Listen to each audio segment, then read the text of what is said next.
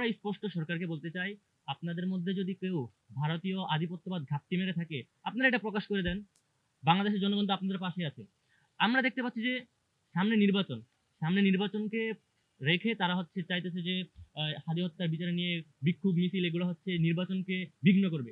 আমরা নির্বাচন বিঘ্ন করার পক্ষে নই।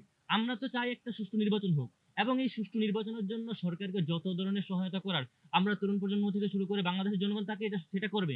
কিন্তু একটা হত্যা বিচার, একটা হত্যা হবে মানে প্রকাশ্যে একটা গুলি করে মেরে ফেলবে একজন তরুণ নেতৃত্বকে, আবার এই বিচার এড়িয়ে যাবে তারা, এটার কোনো সুযোগ নেই। অর্থাৎ আমরা বলতে চাই হত্যার বিচার কার্যক্রম চলমান থাকবে, পাশাপাশি একই সাথে নির্বাচনের কার্যক্রমও চলমান রাখতে হবে। নির্বাচনের কার্যক্রমকে দেখিয়ে হত্যাকাণ্ড এড়িয়ে যাওয়া এটা কোনোভাবেই সুযোগ নেই, এবং এটা যথাযথ না আমরা মনে করি।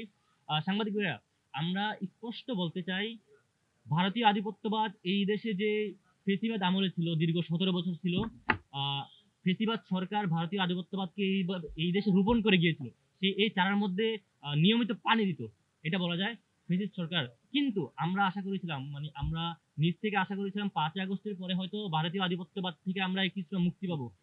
অত্যন্ত দুঃখজনক ভাবে আমরা 5ই আগস্টের পরেও আমার মনে হয় আরো বেশি করে ভারতীয় আধিপত্যবাদ এই দেশে বিরাজ করছে। সুতরাং আমরা অন্তর্বর্তীকালীন সরকারকে স্পষ্টভাবে বলতে চাই, আপনারা ভারতীয় আধিপত্যবাদের বিরুদ্ধে, এবং আপনাদের সরকারের মধ্যেই আমরা বলতে চাই আপনাদের সরকারের মধ্যেই ভারতীয় আধিপত্যবাদ লুকিয়ে আছে, ওইগুলো চিহ্নিত করে আপনারা তালিকা প্রকাশ করে দিন, তাদেরকে বিচারের মুখোমুখি করে দেন।